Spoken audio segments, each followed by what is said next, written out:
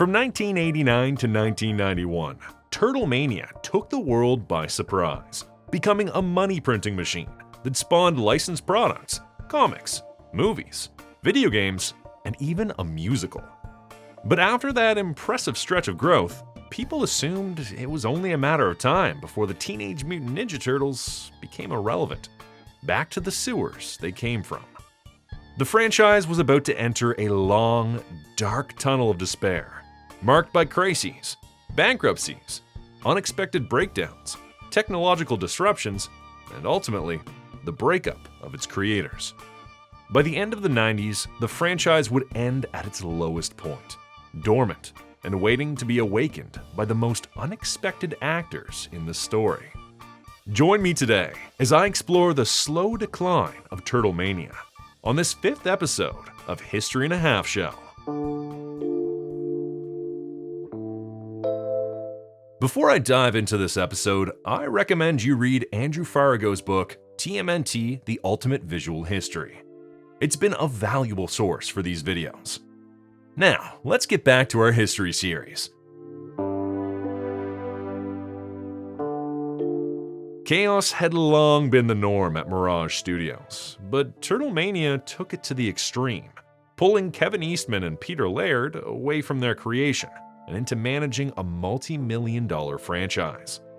By the end of 1991, they realized this couldn't continue, so they brought in their accountant, Gary Richardson, as CFO to restore order. Until then, Mirage worked on informal agreements with friends and guest artists who contributed to the comics and licensing art. They were paid full-page rates, royalties, and reprint fees. Fair enough when the franchise was small. But once it exploded, Mirage struggled to fend off random copyright lawsuits. Every time a story Mirage didn't technically own was reprinted overseas, they had to track down each creator and pay royalties, no matter how minor the contribution. Lawyers urged Kevin and Peter to formalize their ownership so that no one could later claim rights. Mirage sent retroactive contracts to past contributors. There were two main types: a work-for-hire agreement, which confirmed Mirage owned the material, and a character buyout, which clarified who controlled new creations. In some cases, creators could keep their character, unless it was adapted into the toy line or cartoon, in which case they had to either sell the rights to Mirage and receive 50% of the royalties, or hold on to them and make the character unusable. Special pressure was put on these creators. Anyone who refused to sign risked having their stories deemed unreprintable and outside Mirage's control. This upset some collaborators, many of whom had chosen Mirage precisely because it treated creators better than Marvel or DC. Still, most understood the legal necessity and stayed on good terms with Kevin and Peter. Some artists, like Rick Veitch and Matt Howarth, never signed, leaving their stories out of print. Under contract or not, these artists continued releasing stories. Howarth had a special that year, titled The Haunted Pizza. Having said that, this brought enough order to Mirage for Kevin and Peter to resume working on the comic. The guest era was finally over, and plans were made to create the most ambitious saga of Volume 1, City at War. The saga kicked in with issue number 50, which would be the last major Eastman and Laird collaboration in comics. Apart from the return of continuity to the main series, Mirage also published a color special titled Time's Pipeline by Mark Bodie, Larry Todd, and Bill Fitz. Around this time, Mirage moved out of the Florence building it shared with Tundra Publishing and relocated to Northampton, setting up shop at the street level of an apartment building. To mark 8 years of TMNT and the milestone 50th issue, Mirage organized TurtleCon on August 23, 1992, in Portsmouth, New Hampshire, at the same venue where the Turtles had debuted in 1984. It was the first and only official Turtle convention of the decade. Despite the legal turbulence, Mirage seemed to be regaining momentum, but the industry itself was shifting. In 1992, superstar artists Jim Lee, Todd McFarlane, Eric Larson, Rob Liefeld, Will Spatacio, Mark Silvestri, and Jim Valentino launched Image Comics. Unlike Marvel and DC, Image promised creators ownership of their work and complete creative freedom. Given the popularity of these artists, their comics became instant bestsellers, dominating the charts. For independence, Image represented what Mirage and Tundra had always hoped to achieve: a creator-friendly publishing model. And unlike Mirage or Tundra, Image had strong distribution, making it a lifeline for disillusioned creators like Rick Veitch and Stephen Bissett, who'd soured on Mirage's retroactive contracts. Outside Mirage, Kevin and Peter pursued their own passions. Peter founded the Zarek Foundation, a nonprofit that awarded grants to self-publishers and supported various charitable causes.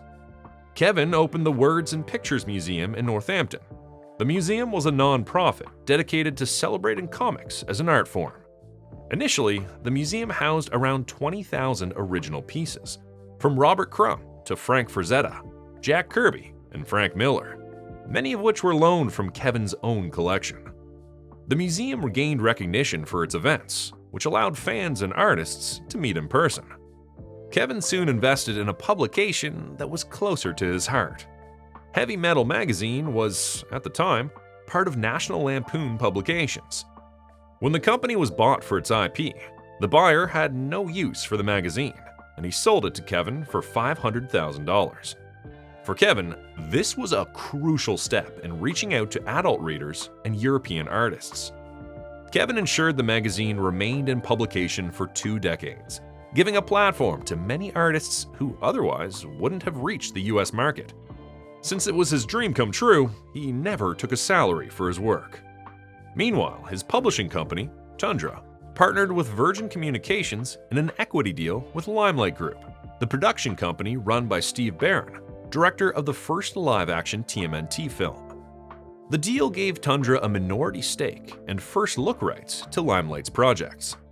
Peter combined business with his love for motorcycles, founding Team Mirage, a real-world motorcycle racing team that consisted of TMNT-themed Kawasaki's and involved multiple riders across disciplines. This team was also managed by Gary Richardson. Meanwhile, Archie's TMNT adventures sent the Turtles on a second world tour, this time through Asia. The saga wrapped with a crossover featuring the mighty Mutanimals, who had just launched their own ongoing series. That same year, the Turtles also teamed up with another Archie group, the Conservation Corps. In the UK, Fleetway's reprints of the Archie adventures shifted to a monthly schedule after issue number 73, but went on hiatus just 2 issues later, a clear sign that demand for the Teenage Mutant Hero Turtles was fading. From September to December in 1992, the 6th season of the Fred Wolf cartoon was aired on Saturday mornings through CBS.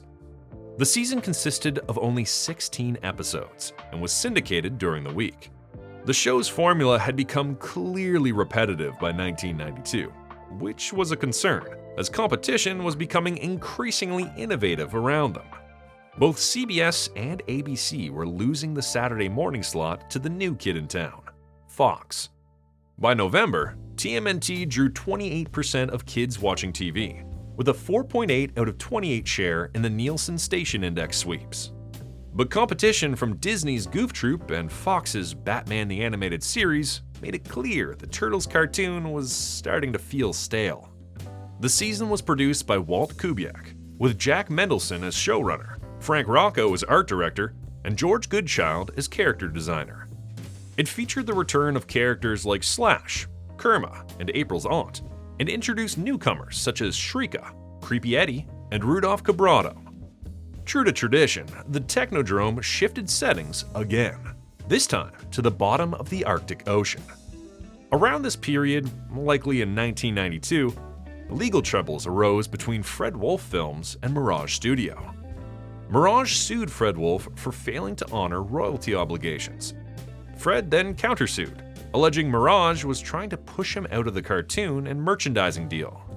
Fred went on to claim that he had created the franchise as we know it by putting the Turtles in the sewers and April in a jumpsuit, all things that were clearly depicted in the comics.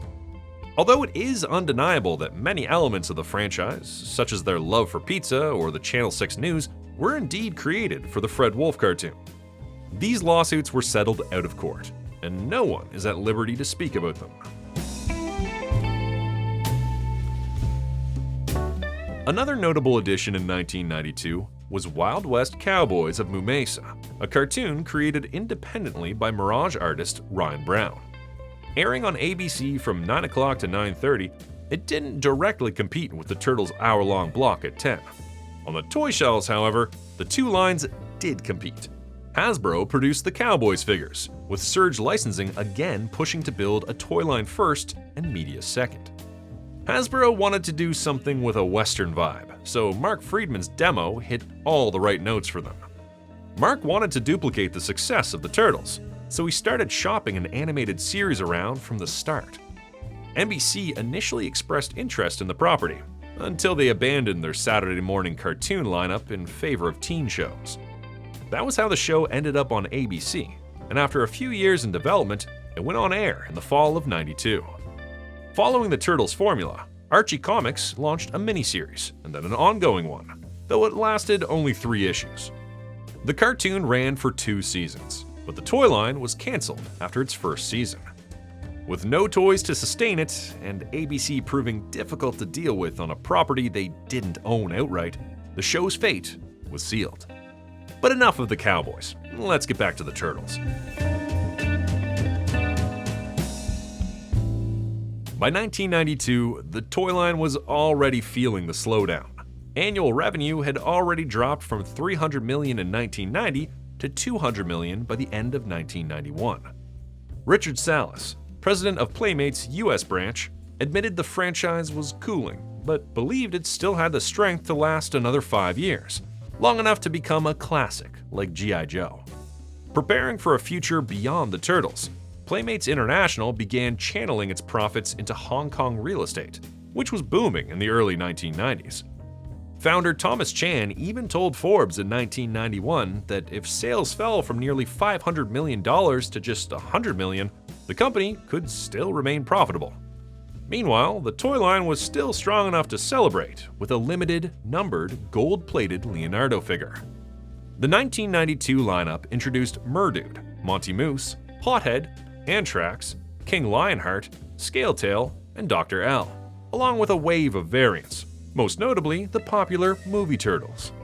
Playmates also released many vehicles this year, including the Turtlemobile, and it almost introduced a giant Secret of the Ooze playset, but was deemed too costly. Although Turtles in Time debuted in 1991, its home console port arrived in August 1992 and quickly became one of the year's top Super Nintendo titles. The adaptation dropped the arcade's 4-player mode, but added new characters, levels, bosses, and moves. Riding its success, Konami released the Hyperstone Heist for the Sega Genesis, reusing much of the Turtles in Time's assets, levels, music, story, and animations. Both games were well received, and Konami also pushed out a handful of handheld Tiger titles that year. Our last stop in 1992 is music. After the success of the Coming Out of Their Shells tour, a scaled-down follow-up called Gettin' Down in Your Town ran for 2 summers at Six Flags parks. It kept the music over violence theme, introduced Casey Jones, and added new songs like Gettin' Down in Your Town, Pizza USA, We Stick Together, and Sing About It, a leftover song from the first show. A VHS release followed in 1993, though fans noted it differed from the live version, most notably because Casey never removed his mask due to union rules. A third tour was discussed, and songs may have been written for it, but it never materialized. Meanwhile, although it wasn't a musical, the touring Turtles appeared in The Mystery of the Cliffs, a U.S. Bureau of Land Management educational video about protecting heritage sites. It featured the Fred Wolf cartoon's voice cast, including Peter Renaday as Splinter, and reused John DePrez's score from the first film.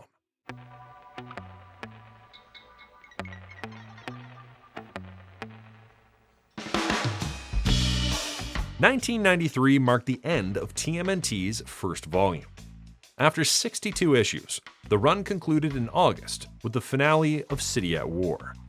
The saga introduced Karai as the new leader of the Foot and tied up the revenge arc that began with issue number 1. Fans were finally happy to get some continuity going, but things were about to change again. The comic book industry was highly competitive at the time, and an indie publisher like Mirage, with its non-mainstream version of the Turtles, needed to make some changes to stay on the shelves. This is why, in October 1993, they decided to start a new volume, now in full color. The move was divisive among fans, who considered that the only way to publish the Turtles was in black and white. A similar situation happened with Usagi Yojimbo. Mirage first published a Space Usagi miniseries, followed by a new color volume of Usagi Yojimbo, which proved divisive among fans. While many considered the move to color to be irrational, the books needed to be competitive in the increasingly complicated landscape of the comic book industry. This wasn't the same industry it was in 1984. Competition from Image, Dark Horse, Valiant, and Malibu was too strong to ignore. In fact, the Turtles would team up very early on Savage Dragon's ongoing series, Eric Larson's book at Image. The crossover took place between Savage Dragon number 2 and a special issue, and it's considered part of the Volume 2 canon. But printing in color wouldn't be enough. The release of Volume 2 coincided with a significant downturn in the comic industry, known as the speculative bubble burst. It's estimated that around 20% of all comic book stores closed in 1993. While the typical attrition rate was around 10% in previous years, a 100% jump was immediately noticed by the industry. The crash was fueled by speculation. Flashy new number ones, such as Spider-Man, X-Force, and X-Men, along with constant character events, were being marketed as collectibles. But with massive print runs, the books had little long-term value. By the time speculators realized their collectibles were losing value and no one was interested in them, they stopped buying them. Additionally, some of them were unaware of the cyclical nature of comics and how events like the death of Superman were only a small chapter in a larger story that would later restore the status quo. In that regard, speculators might have felt that companies were taking advantage of their greed. But speculators weren't the only problem in this new crisis. Retailers blamed Image Comics for their erratic publishing record, citing it as the key cause for the closure of stores. Their books were consistently late, and issues were sometimes released out of sequence. This created a cash flow problem for the stores, who had to order them 2 months in advance. By the time late books hit shelves, readers had often moved on. While Image Comics was responsible for the slow reaction from retailers in adjusting their orders, many of them had been in business long enough to understand that they were taking advantage of speculators. Wizard Magazine, probably with the best of intentions, served this side of the fanbase with a monthly updated price guides. It was that monthly loop that allowed speculators to see their collectibles lose value, which probably accelerated the bubble burst. Again, it was amidst this chaos that TMNT Volume 2 was released, and given that Mirage was now more in control of the publishing side of things, new original books were also published. Following the Dino craze of 1993, Mirage published Dino Island, a 2-part miniseries by Jim Lawson that would ultimately have an interesting connection with Volume 2. A new anthology series titled Plastron Cafe showcased Mirage artists through short stories that weren't necessarily connected to the Turtles, like Guzzy Lemons, Gizmo, Alien Fire, and Spaced. It also serialized a Casey Jones story, North by Down East, intended to run in 6 chapters, but cut short after 4.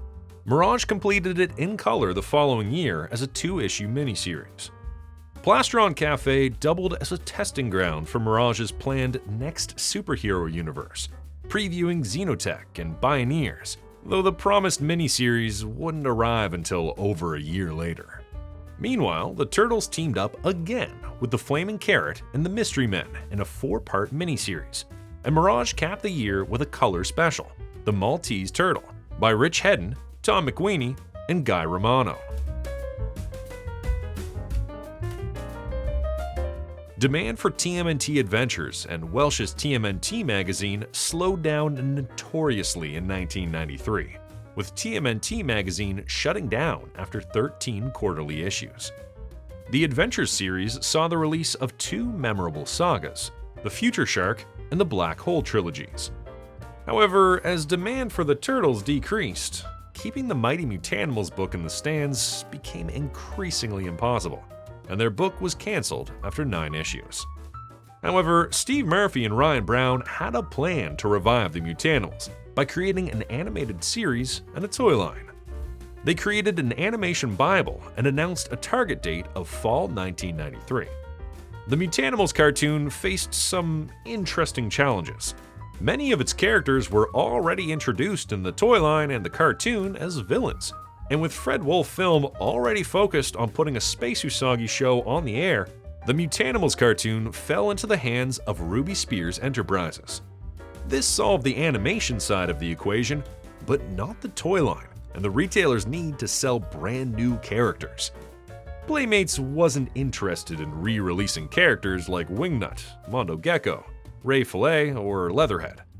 Without the action figures, there was no interest in creating a cartoon.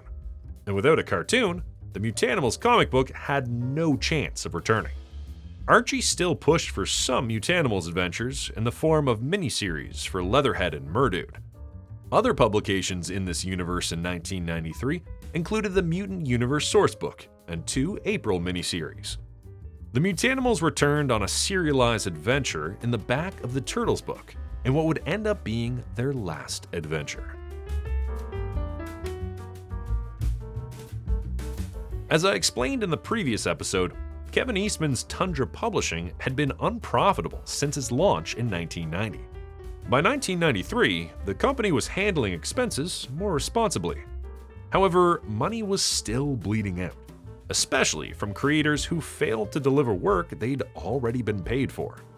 Options were floated: shift half the line to superhero titles to subsidize riskier projects, or scale back to 10 to 15 books as initially intended. However, Kevin was determined to continue supporting creators who met deadlines, even at a loss. He also suspected Tundra carried a stigma with retailers who under-ordered books simply because his name was attached. To fix both perception and management, Kevin approached Dennis Kitchen of Kitchen Sink Press about a merger. He believed Dennis could make the hard editorial calls he avoided and steady the company. Kevin pledged $1.5 million for the first year, ensuring Kitchen Sink could attract creators they usually couldn't afford, while Kevin continued to bankroll unprofitable projects he wanted to see in print. On paper, it appeared that Kitchen Sink had acquired Tundra, with Kevin retaining 49% ownership, a structure that baffled some in the industry, as Kitchen Sink was the smaller company. Kitchen Sink moved from Wisconsin to Northampton to integrate operations, but the merger coincided with the comic market crash, and profits never materialized. Any equity Tundra had in Limelight rolled into the new Kitchen Sink Tundra entity. Still, this period did see the long-delayed publication of Melting Pot by Kevin Eastman, Eric Talbot, and Simon Bisley. 1993 saw the release of the last live-action TMNT movie of the 90s, a movie that was conceived in 1992. Kevin and Peter were disappointed with The Secret of the Ooze, and since that film underperformed, producer Tom Gray agreed to their push for a darker, more action-driven sequel, something that could appeal to all ages, not just the kids. Writer-director Stuart Gillard was on their side, and he agreed on giving the movie a grittier tone. Unfortunately, all his pitches were being shot down by the two creators. It was only during a casual conversation about time travel movies that he and the creators agreed on sending the Turtles to the past. The film had some temporary subtitles during its development, but would be released just as TMNT 3. It wouldn't be until its home release in international markets that it would receive the subtitle Turtles in Time, likely to capitalize on the popularity of the video game. Golden Harvest anticipated weaker box office returns, and cut the budget to $21 million.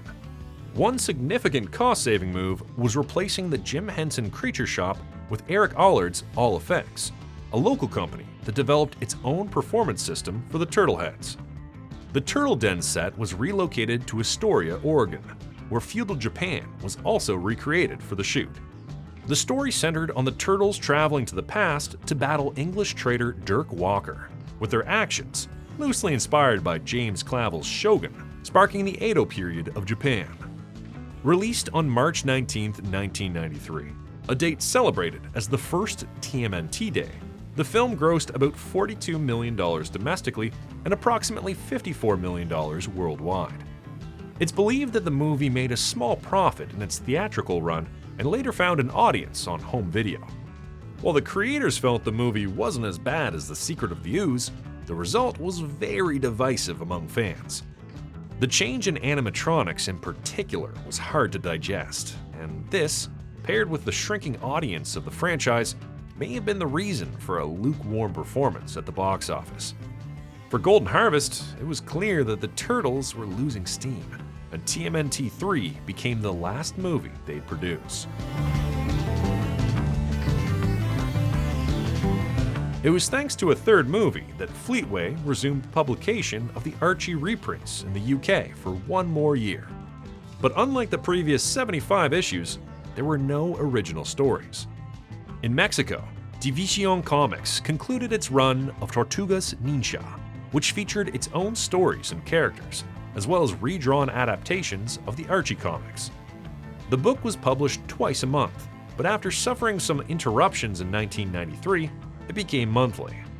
It lasted 56 issues and was canceled due to low sales. Things were changing on the small screen as well. After a 5-year run in syndication, the Fred Wolf cartoon moved to the USA Network, with a proposed start in the fall of 1993, secured through a 3-year licensing deal. The move was a sign of the times. The FCC was increasing pressure for more educational content in kids' programming, and syndicated shows were struggling against network programming blocks in cable. Kids were simply choosing not to watch syndicated TV anymore. Syndicated primetime shows, however, continued to be profitable for a few more years.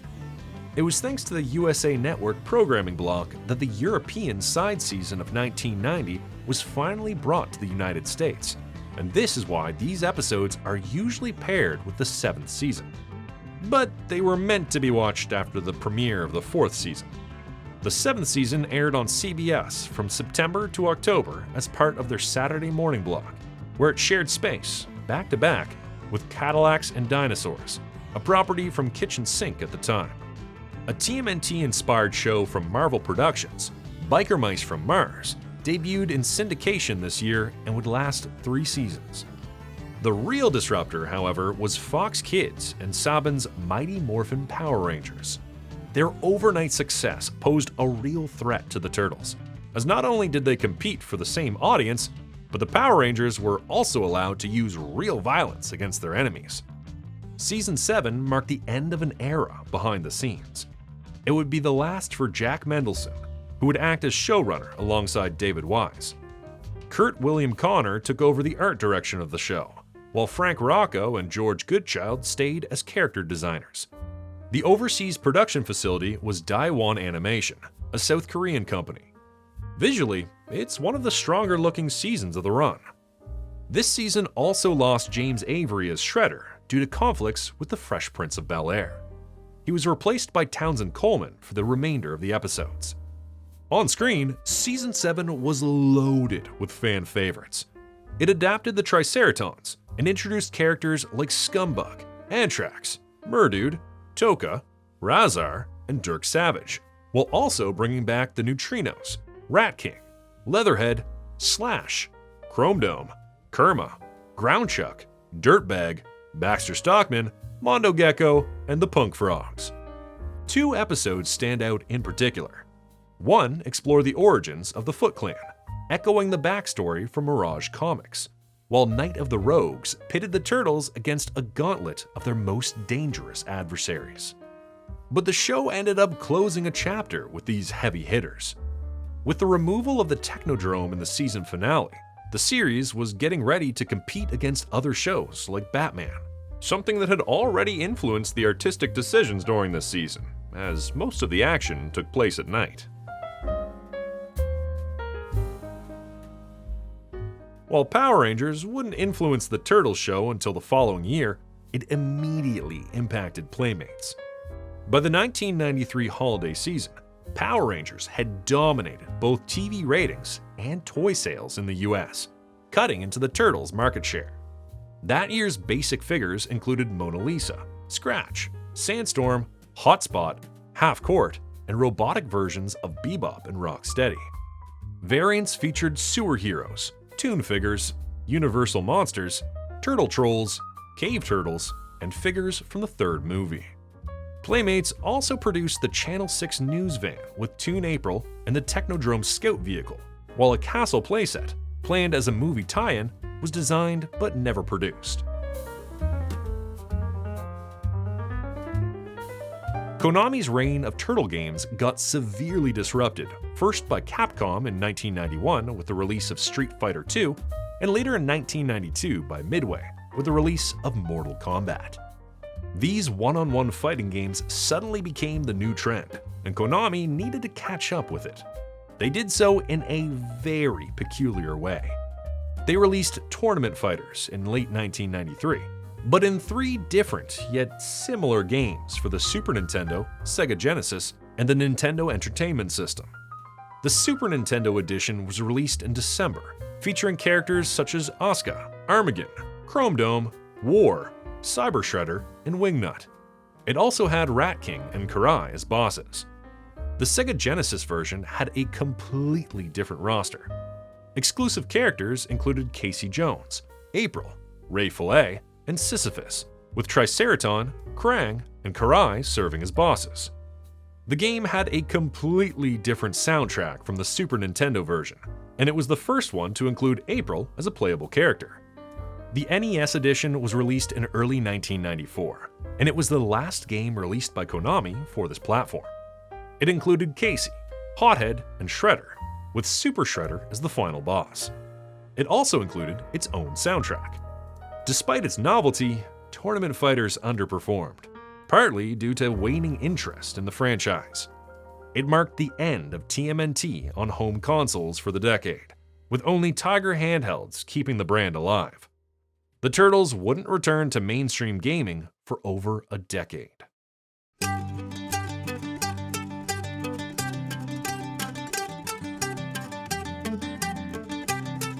Despite the ongoing crisis in the comics market, Kevin and Peter were brainstorming a new direction for the franchise. They considered bringing the Outrams back to Earth, reimagining April as a female version of Nobody, and giving the Turtles secondary mutations with new abilities that would become the focus for the following years, with many of these concepts seeing the light of day during Peter's Volume 4. It's unclear whether these changes would have taken place during Volume 2, because Peter would later mention in an editorial that they were planning to revive the black and white comics. They were even planning on working together on the comic again, and that was why they built 2 adjacent offices at Mirage Studios, with a sliding glass window through which they could exchange pages as they worked on them. Unfortunately, this project never went beyond plotting. Its ideas, though, would have an impact on the remainder of the decade. Earlier, I mentioned the Next Universe, Mirage's attempt to build a shared superhero line in response to the boom in interconnected comic universes. The launch included 3 miniseries slated for August: Bioneers by A.C. Farley, Stupid Heroes by Peter Laird, and Xenotech by Michael Dooney and Robert Jones. Stupid Heroes was Peter's attempt at channeling his idol, comic book creator and veteran Jack Kirby, who had died that year. Both Stupid Heroes and Xenotech saw all their issues released that year. Bioneers, however, had a more complicated start. A company had already trademarked the name, and AC decided to change it to Recombatants Team Dragon Fighters. Even though all 3 issues were finished, only 1 ever saw print due to poor pre-orders. Farley has since planned to complete the story with a 4th issue in a graphic novel format. As with most shared universes, The books were meant to converge in a giant-sized crossover called Maelstrom in 1995, but it never materialized.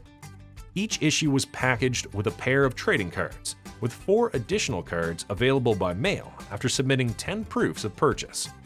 Since only 7 total issues were released, it's unclear if those final cards were ever produced. After North by Down East, Mirage had plans to spin off Casey into his own 5-issue miniseries with Raphael. This was promised for the fall, and while it would start getting published, the whole story would later be completed as body count through Image Comics, with the original backup stories dropped. Mirage Studios was still pushing for a Space Usagi cartoon in 1994, and a short pilot was produced by Stan Sakai, Mirage, and Fred Wolf Films. Unfortunately, the flop of the Bucky O'Hare cartoon, Another Rabbit in Space, was still too fresh, and the show failed to get financial backing. Around this time, with the Turtles' momentum fading, Kevin and Peter briefly considered selling the franchise to a larger studio. In the end, no deal felt worthwhile, and they decided to wait. You need to remember that the franchise was a decade old, but at the time, no one was sure they would be strong enough to turn 20. In other news, 14 months after Kitchen Sink acquired Tundra, the new company was acquired by Ocean Capital Corporation, with the intention of shopping projects around in Hollywood, like The Crow, Cadillacs and Dinosaurs, and From Hell, and a long-term goal to make the company public. The looming collapse of the comics market and the loss of Mirage's informal, creator-friendly ways hit Steve Murphy hard. With the failure to relaunch the Mutanimals in comics, cartoons, or toys, he made the drastic decision to kill them off. Such shock tactics weren't unusual in the 90s, but it was a particularly violent move for an Archie book. Murphy's plan was to resurrect the team later in a darker, edgier form, but he never got enough time to complete his plans in the Adventure series. The death of the Mutanimals led to the Terrorcide Saga, where Slash sacrificed himself to ensure Queen Maligna's death. Another important saga this year was Dreamland, a multimedia tie-in with a new Playmates release known as Cyber Samurai. The curious thing about this darker-than-usual saga that took place mainly in the future is that at some point it was meant to be a spin-off miniseries for a new imprint named Spectrum. Archie had been trying to make Spectrum happen for a while, with the intention of bringing back its golden age superheroes. This iteration of the imprint was aimed at older readers, which explains why the saga was so dark in tone. For undisclosed reasons, the launch of the imprint was postponed indefinitely, and Dreamland was published in the Adventures book. While things were looking gloomy in the United States, they looked even worse in the UK, where Fleetway ceased publications of Teenage Mutant Hero Turtles adventures. But not everything was lost for the European market.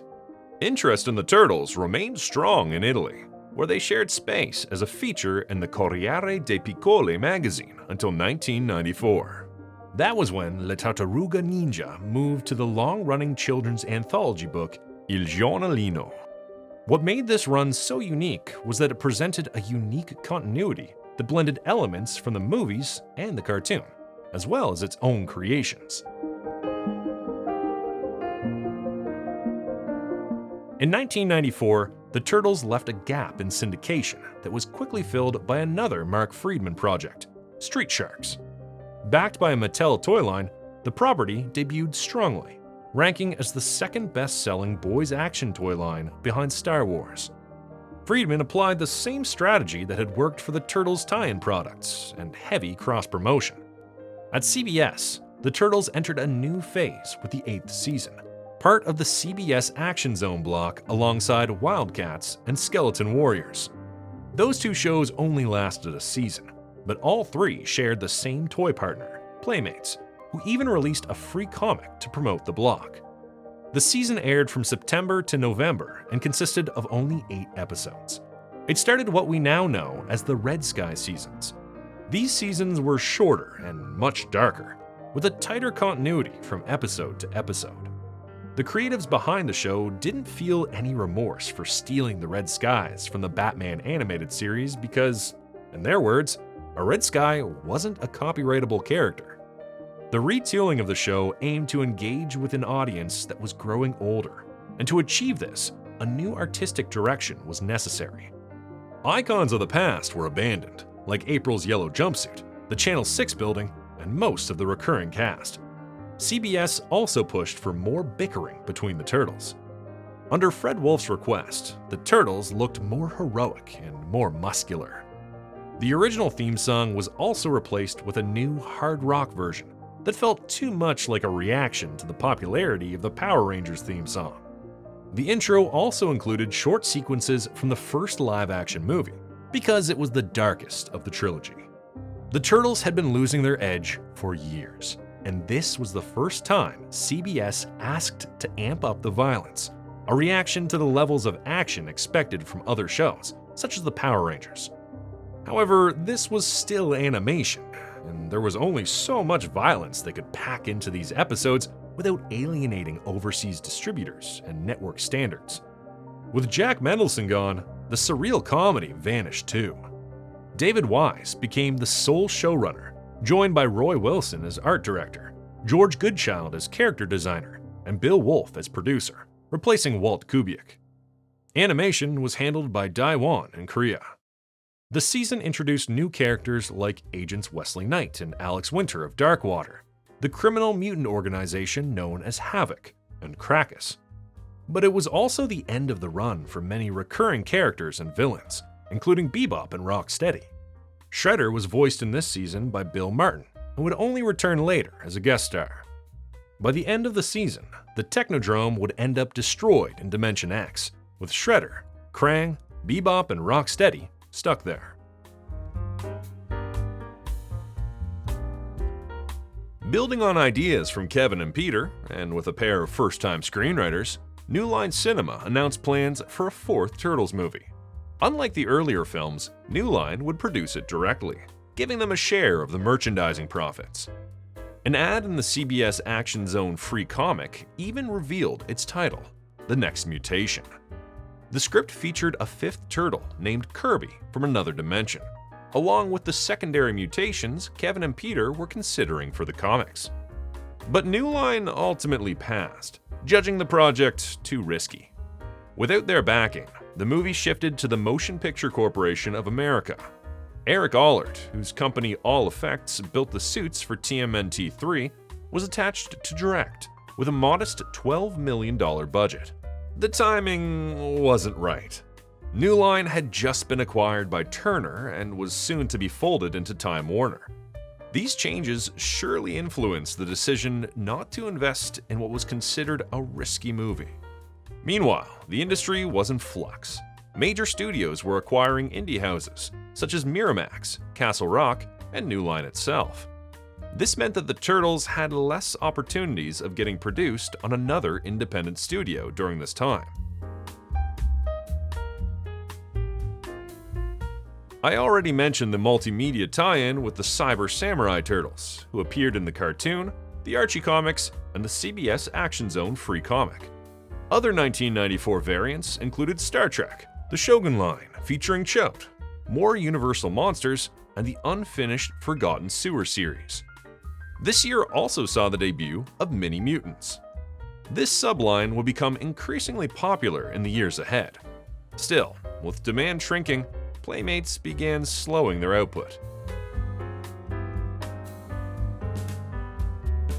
Two direct-to-video musicals joined the Turtle catalog in 1994, Turtle Tunes and We Wish You a Turtle Christmas, both produced by Christopher Films. Music was composed by Richard Berg, with altered lyrics to public domain songs by Tish Rabe. The duo was working for the Fox Clubhouse when they were contacted by the producer to make these. Some songs would have lead vocals by singer Johnny Kemp.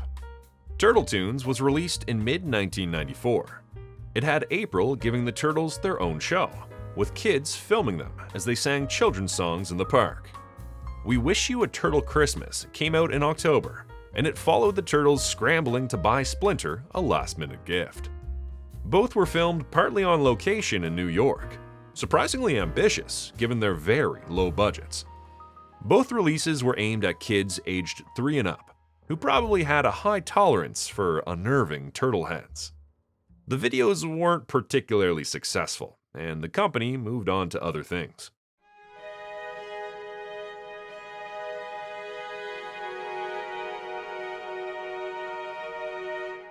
The comics industry was still reeling from the bubble burst when Marvel shook things up again by acquiring the regional distributor Heroes World to handle its own books. The idea was simple: cut out the middleman and keep more profit. But with Marvel holding the largest market share, this move crippled other distributors who could no longer carry their books. This would trigger a chain reaction that would destabilize the entire market. While the idea had its merits, Heroes World wasn't equipped for nationwide distribution.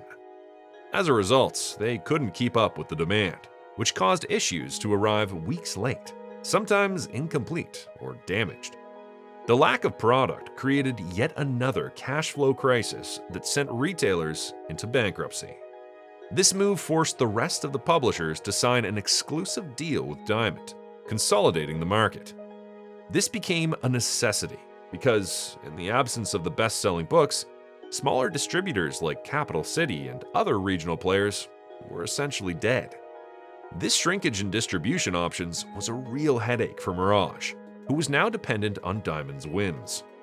Mirage's sales numbers weren't big enough compared to other publishers, and Diamond was known to be picky about which books to carry. As you can imagine, this didn't help keep Volume 2 afloat. But it would be a different disaster that would take Mirage out of the race altogether. A pipe in one of the apartments above Mirage burst, causing a flood that destroyed inventory and original art. Without the art, Mirage faced significant delays, and by October that year, Volume 2 was cancelled. News about the change broke out in the pages of yet another crossover between Savage Dragon and TMNT. The ad announced that issue 13 would be the last published by Mirage. With all the books being cancelled, Usagi Yojimbo found itself moving to Dark Horse and returning to Black and White. Having tested the waters at Image, Peter offered Eric Larson the opportunity to launch an ongoing TMNT series there. More on that later. In other news, Kevin got married again this year to Julie Strain, an American actress and model also known as the Queen of B-movies. Kevin also self-published a graphic novel titled Underwear with Mark Martin and Paul Jenkins, under the Kevin Eastman Studios brand.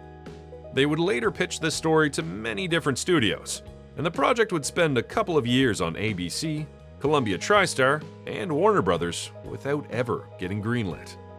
Coinciding with the end of Mirage as a publisher, the NinjaTurtles.com site went live under the care of Dan Berger, Molly Bodie, and the technical expertise of A.C. Farley.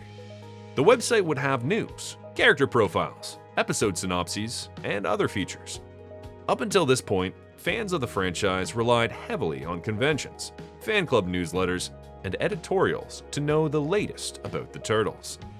Although there were alternatives that I'll discuss later. Back at Archie Comics, it was becoming clear that the end was near, and as a result, Steve made Ninjara and Raphael break up.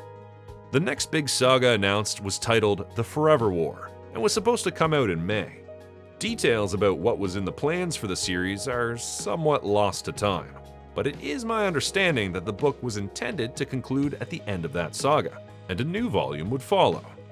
Perhaps worried about the increasing darkness in the title and the downturn in sales, Archie's editor-in-chief, Victor Gorlick, and publisher, Michael Silbercleat, questioned Murphy about his plans.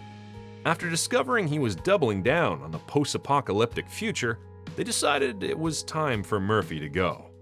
There were also other factors.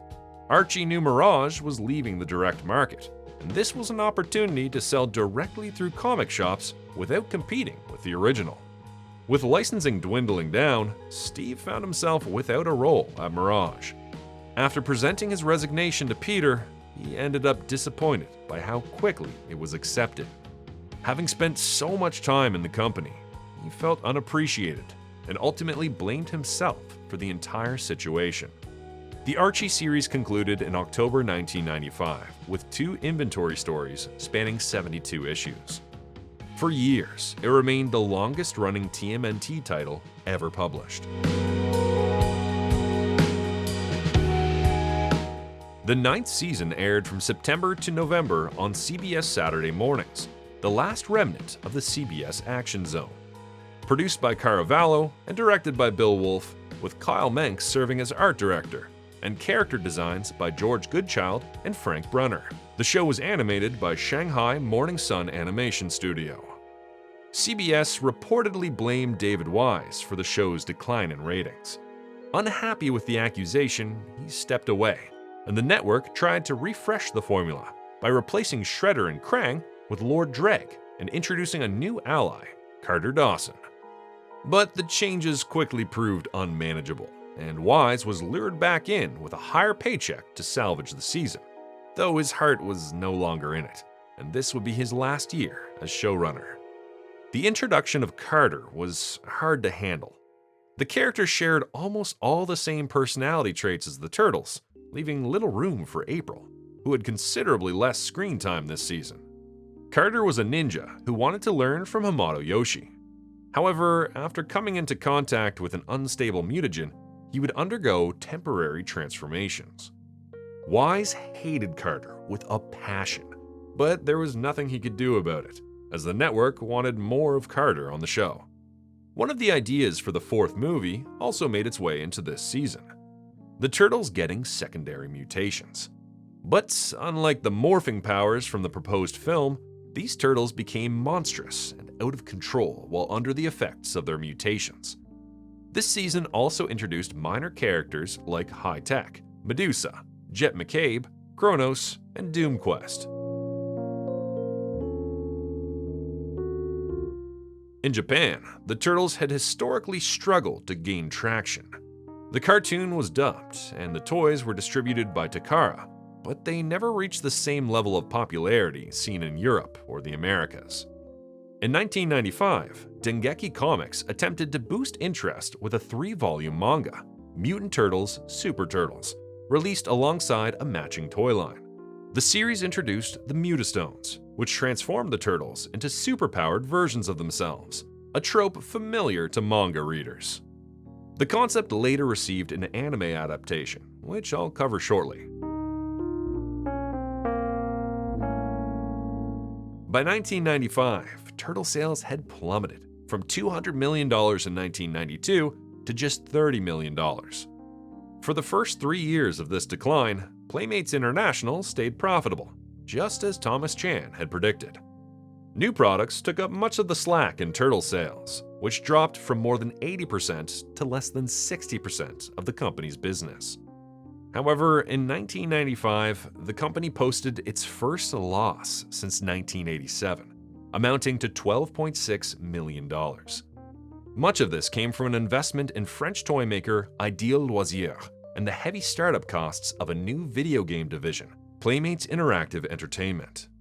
P.I.E. had a breakout hit with Earthworm Jim, a quirky platformer that spawned its own toy line, but it struggled against Nintendo's dominance.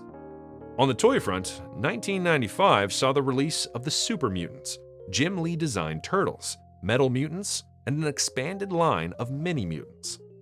Meanwhile, Mark Friedman continued to expand beyond the Turtles, helping to launch another comic property that year into a movie, toy line, and video game, Judge Dredd, starring Sylvester Stallone.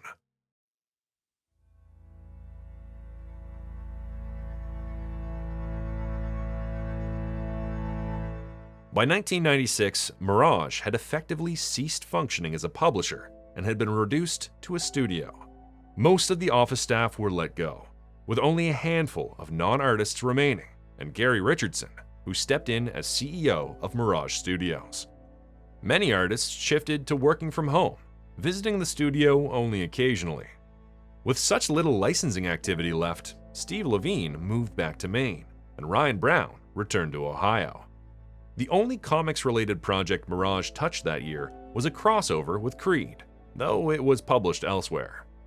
By the end of the year, Dan Berger's long tenure doing the newspaper strip ended due to low demand, freeing him up to work on his own material.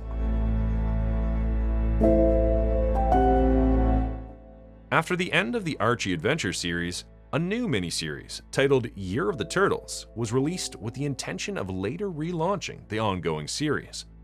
Aimed more at regular comic shop readers than kids, it was a solid effort, but poor sales killed any chance of continuing. Meanwhile, Steve Murphy and Chris Allen carried on Ninjara's story without the Turtles in Furlough, published by Antarctic Press. 3 chapters were published, but the story was never completed because Steve and Chris weren't in the right mindset. Depressed, Murphy spent some time traveling the world. In Japan, Studio B Media, in partnership with TV Tokyo, produced a 2-episode original video animation titled Mutant Turtles Chojin Densetsuen, usually translated as Legend of the Super Mutants. This anime was explicitly created to promote a line of TMNT toys in Japan, the Super Mutants and Metal Mutants from Takara in 1995. The first VHS, released in May 1996, introduced the mystical Mutastones, which allowed the Turtles to transform into superpowered forms for 3 minutes and even merge into a Turtle Saint. A second volume followed in 1997. Meanwhile, in Germany, a non-elite hockey team in Hanover officially branded itself the Hanover Turtles. Formed by Canadian, American, and local players, the team played in the first league from 1996 to 1998 under the official TMNT banner. As mentioned earlier, Mirage licensed the Turtles to Eric Larson at Image. Too busy to handle the series himself, Larson delegated it to a new team, writer Gary Carlson and artist Frank Fosco, producing the book through his highbrow entertainment studio under the Image banner. Volume 3 debuted in June 1996 with a sharper, edgier tone, deliberately distancing itself from the cartoon.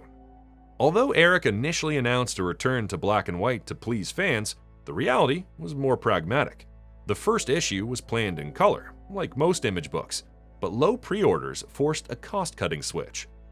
The stark look without toning was jarring to some readers, though Fosco leaned into it with a Sin City-style approach.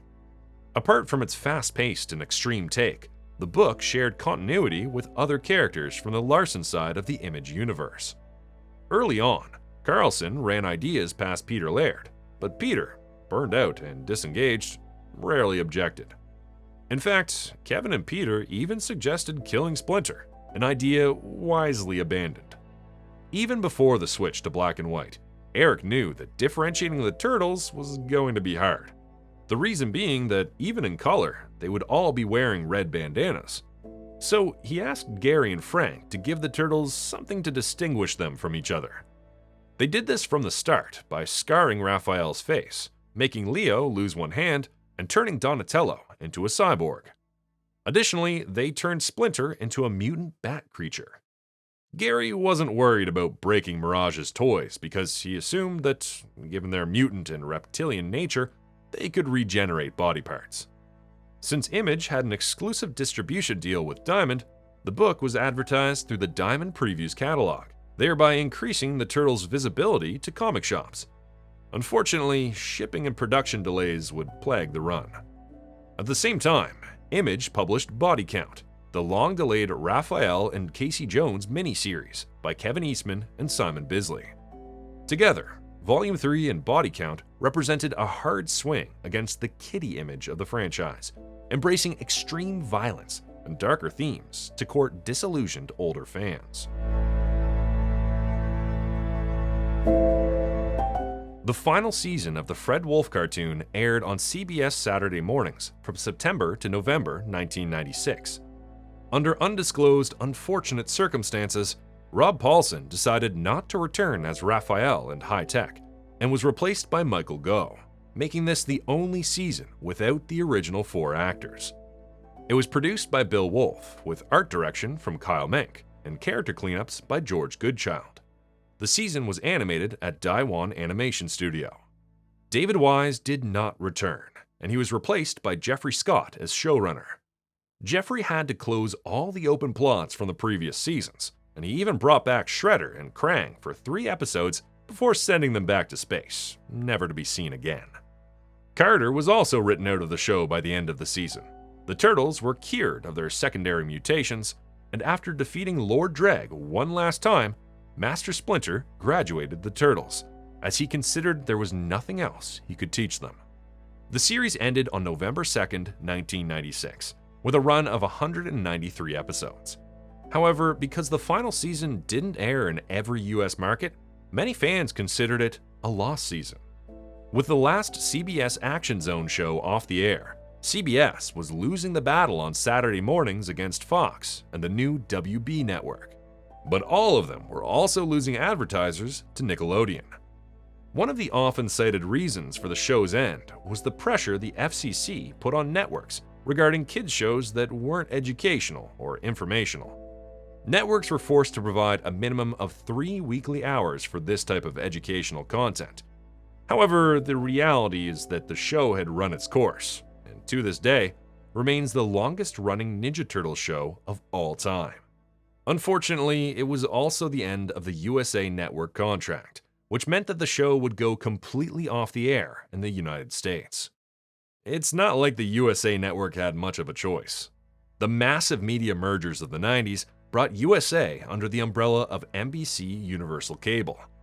They eventually decided to remove all the animation from their channel, and on September 15, 1996, the Cartoon Express made its last stop.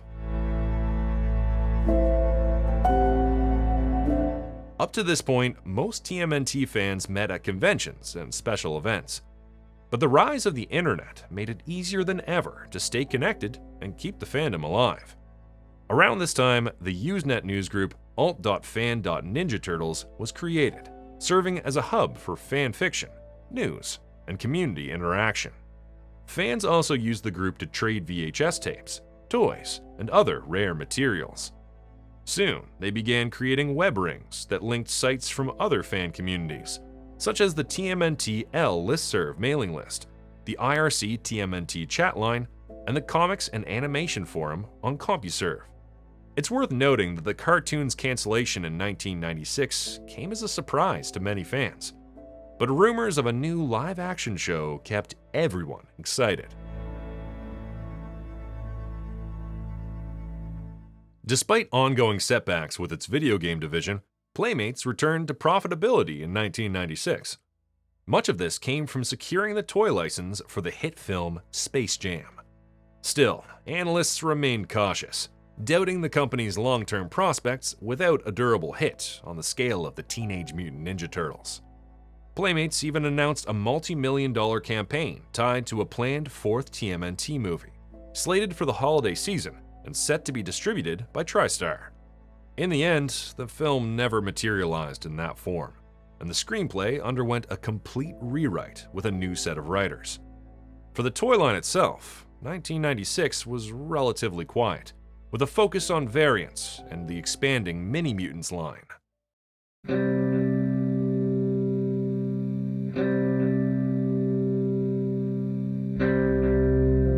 The comic book industry was still reeling from the crash and the distribution shakeup, and the drama was far from over.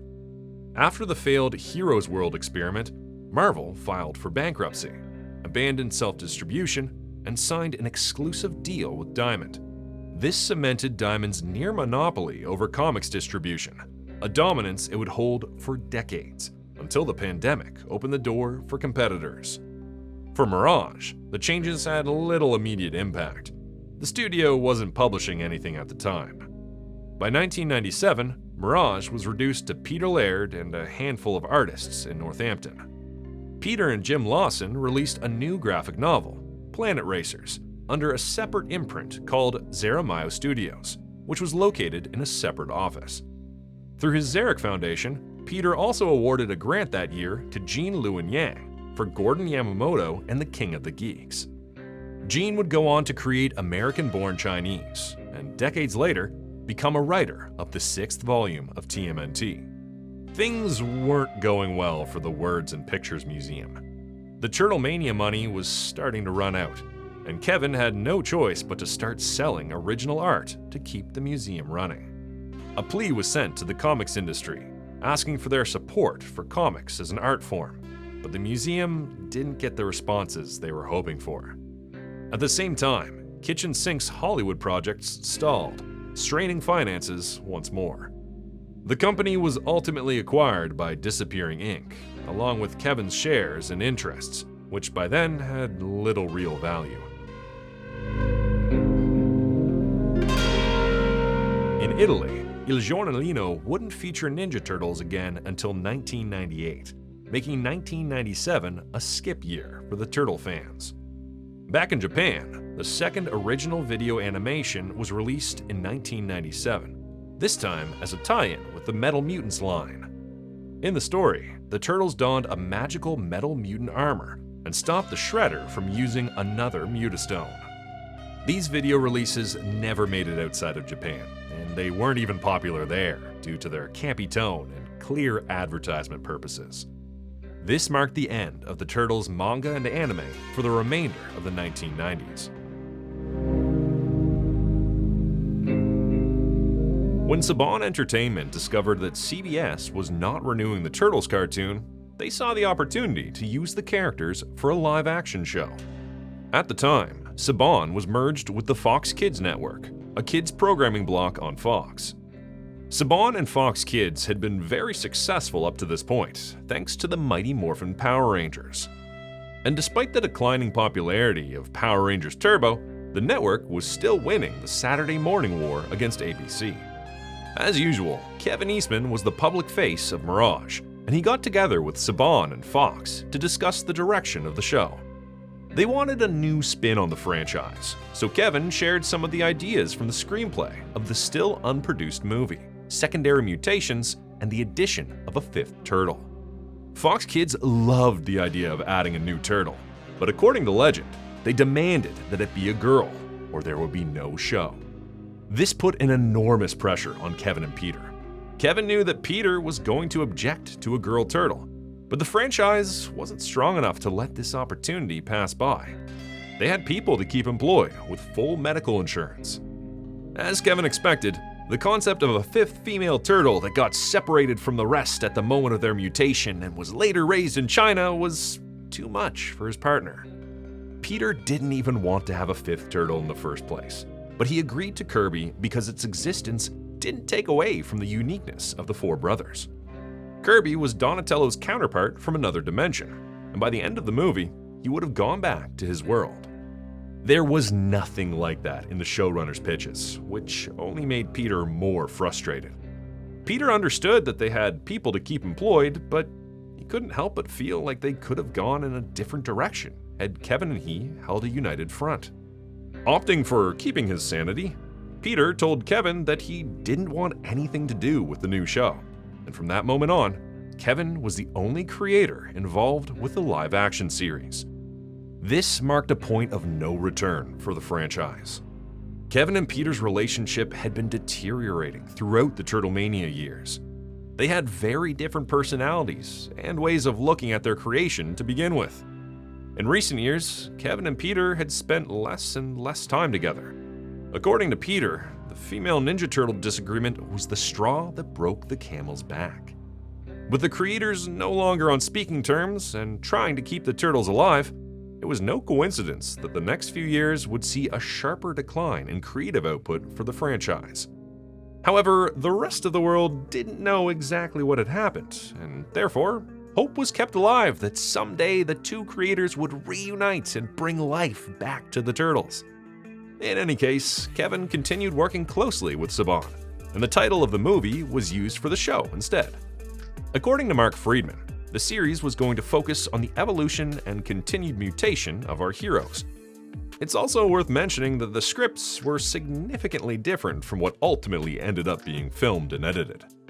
The show was intended to have an edgy style, inspired by the original movie and Hong Kong's martial arts films.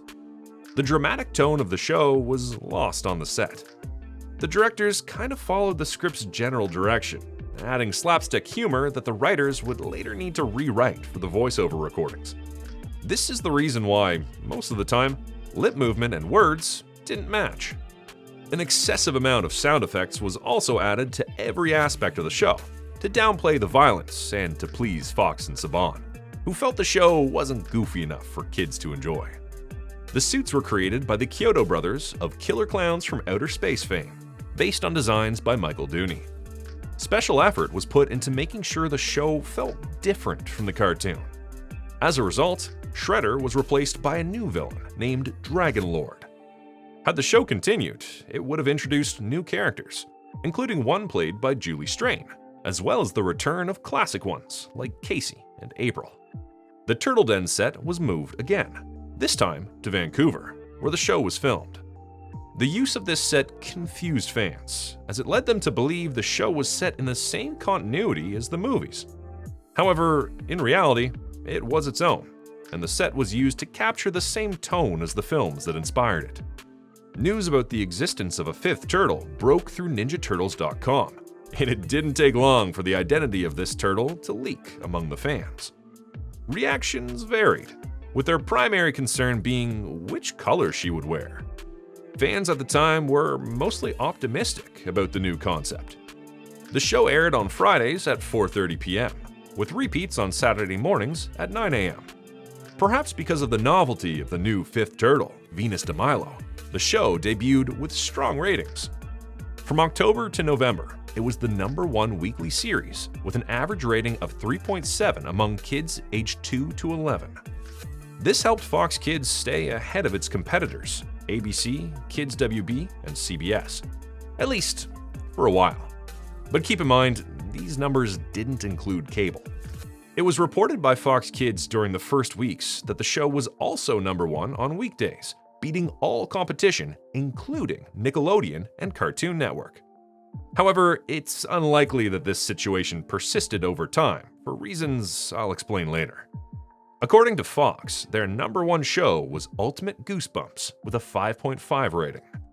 Fans weren't all positive at the time, but they were hungry for more Ninja Turtles, and this show, with all its lip-syncing failures and crazy sound effects, won them over. As usual, a cross-marketing campaign was implemented, but it wasn't as effective as it used to be. A Tiger handheld game was released, and it became the only video game for this iteration of the Turtles. With many of the ideas for a fourth TMNT film already absorbed into the TV show, the new screenwriters had to start from scratch. Their script, titled The Foot Walks Again, featured Venus de Milo, and, according to rumors of the time, drew inspiration from the City at War saga in the comics. According to NinjaTurtles.com, the movie was taking a year off to let the show grow, but would be released in 1998. Around the same time, Playthings magazine reported that Surge Licensing and Orion Pictures had struck a deal for the fourth movie, with a full-scale licensing and promotional push planned. But, like Playmates' similar announcement the year before, none of it ever came to pass. In August 1997, Richard Salas, longtime president of Playmates' US branch and a key figure in bringing the Turtles to toy shelves back in 1988, resigned from his position. That same year, Playmates launched the Next Mutation action figures, headlined by the much-hyped new turtle, Venus de Milo. But even with a TV tie-in, sales failed to rebound. Other lines included Mutant Masters, Stretch Turtles, and Dino Turtles. Because production was scaled back in response to weaker demand, many of these figures became scarce and later fetched high prices on the secondary market.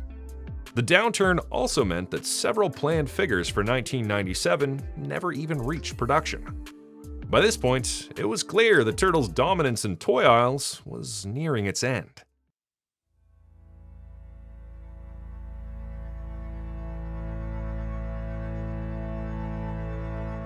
With the newspaper strip behind him, Dan Berger finally had time for his own work, publishing Gutwallow, the Gingerbread Man, through Numbskull Press. Peter Laird and Jim Lawson also released a second Planet Racers graphic novel under Zaramayo Studios, this time with a painted cover by Michael Dooney, a taste of the aesthetic Peter would carry into Volume 4 a few years later. The saga itself wouldn't be completed for another 2 years, Meanwhile, at Image Comics, sales for the book were so low that around issue 15, Gary and Frank started feeling like every issue could be their last. Internationally, the Turtles feature in Il Giornalino stopped being featured, ending a 4-year run of original adventures. Meanwhile, online rumors spread faster than ever thanks to the growing fan communities on AOL, CompuServe, Prodigy, and WebTV. Mentions of the fourth film quietly disappeared from NinjaTurtles.com, opening the door for fans, like Andrew Modine, to pitch their own spec screenplays, only to learn that no studio had genuine interest in producing a new TMNT movie. Another rumor claimed that a director's cut of the 1990 film was headed to DVD, something that's, although still possible, hasn't yet materialized. Playmates released their last TMNT figures in 1998, many of which were from the Next Mutation show. However, most of them remained unproduced. With the low sales numbers, Playmates pulled the plug on the toy line, marking the end of an era. But things weren't so grim at the beginning of 1998. The show finally made its debut overseas under the title of Hero Turtles: The Next Mutation in the UK. Back in the United States, the Turtles had a crossover with the new show Power Rangers in Space in February. The new show gave the Power Rangers franchise a much-needed boost at the time. That same month, Fox Kids Worldwide announced it was adding 10 new kids shows for the 98-99 season, and it would be extending existing shows like Power Rangers in Space and Ninja Turtles: The Next Mutation. Around this time, NinjaTurtles.com started teasing changes for the upcoming season, with one character not returning. Saban was also in the eye of a storm of its own making. The Screen Actors Guild was boycotting them for underpaying its talent and production staff, with very little overtime compensation or health benefits. This was the main reason they couldn't retain talent for more than 2 seasons, and it was likely a problem Next Mutation would have encountered had it been renewed for another season. There are many versions of what happened next, but the commonly accepted narrative is that Saban was producing a show for which they didn't own the characters, and therefore had limited revenue compared to other franchises. To complicate matters further, the show was expensive to produce, and by the end of its run, ratings had a notoriously steep decline. One version states that Saban attempted to negotiate a larger percentage of the back end for an additional 26 episodes, and after Mirage declined, Saban canceled the show. One thing we know for sure is that the cancellation of the show took everyone on both sides by surprise. Turtle superfan Andrew Modine conducted some investigations at the time, confirming the rumors that the show wasn't worth producing for Saban and that the ratings weren't as good as Mirage had advertised. Another rumor was that Kevin Eastman was spreading the news of an upcoming second life for Next Mutation as an animated show and a comic book. This rumor was later debunked by Michael Dooney. By November of that year, fans began sending ballots to Fox Kids, voting to bring back the show. However, by then, it was too late. So, how did a show that started as the #1 weekly series end up having such a drop in ratings just a few months later? Well, this drop in ratings was very likely not unique to the show. Advertisers started moving to stronger players in the children's programming market, such as Nickelodeon and Cartoon Network, as well as the then new Fox Family Network. Overall, the Fox Kids Network experienced a drop of about 35% in ratings this season, despite outperforming the WB Network and ABC. The reality was that the way kids were consuming media had changed. From its peak in 1989, the percentage of children watching TV began a downward trend. In 1997 and 1998, 50% of kids were tuning into Nickelodeon, and 21 to 28% were watching Cartoon Network. The proliferation of cable networks fragmented the audience, which in turn affected advertising behavior. There were too many kids' networks, and the glut meant cheaper ad spaces. Shows were successful overseas, though. In the following decade, cable TV would become the new normal for kids' entertainment, and networks would rely on merchandising synergy to survive. Of course, cable would end up dying in the following decade, but that's a story for a future chapter. By the end of the 1997-98 season, Nickelodeon became the first cable network to win the Saturday morning war, despite having fewer households and relying on reruns.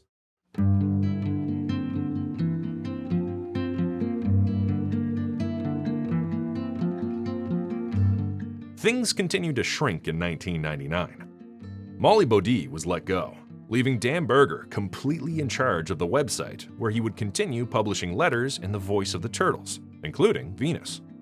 With all the Turtlemania money gone, the Words and Pictures Museum had no choice but to declare bankruptcy, and it closed its doors on July 16th. Due to its financial struggles, they auctioned Kevin's art to fund its next phase, becoming a virtual museum. Kevin was devastated by the closure of the Words and Pictures Museum, but he kept himself busy producing the animated film Heavy Metal 2000. Since he often made cameo appearances in his wife Julie's films, it was only natural that she also appeared in this one. In related news, after failing on its expansion plans, Kitchen Sink Press dissolved. Kitchen Sink would return as an imprint of Dark Horse many years later. Back at Image Comics, low sales were the reason for canceling TMNT Volume 3 in October 1999. By the end of its run, the book was selling half of what it needed to break even. Despite having a distributor carrying the book, the comic book market had become significantly smaller as a result of the crisis. Yes, the book had a loyal following, but it wasn't enough compared to other series being published by Image at the time.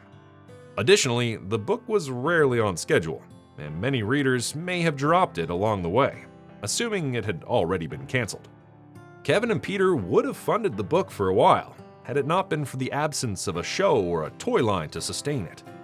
Apparently, Mirage Comics was interested in taking over the book at some point, keeping the creative team and numbering, but nothing came of it. Gary wrapped the last issue, closing as many plots as possible, with the idea that Peter Laird or the next creative team could take over the story in the future and give it a proper end. This would be the beginning of a very long story that will resume in a couple of chapters. For the first time since 1984, there were no new TMNT comics, shows, or movies in the works. It almost seemed as though the only things keeping the franchise alive were the fans. It was during one of the last parties at the Words and Pictures Museum in June 1999 that the next chapter of History in a Half Shell would begin. Peter Laird was at a Planet Racers signing alongside Jim Lawson and Dan Berger.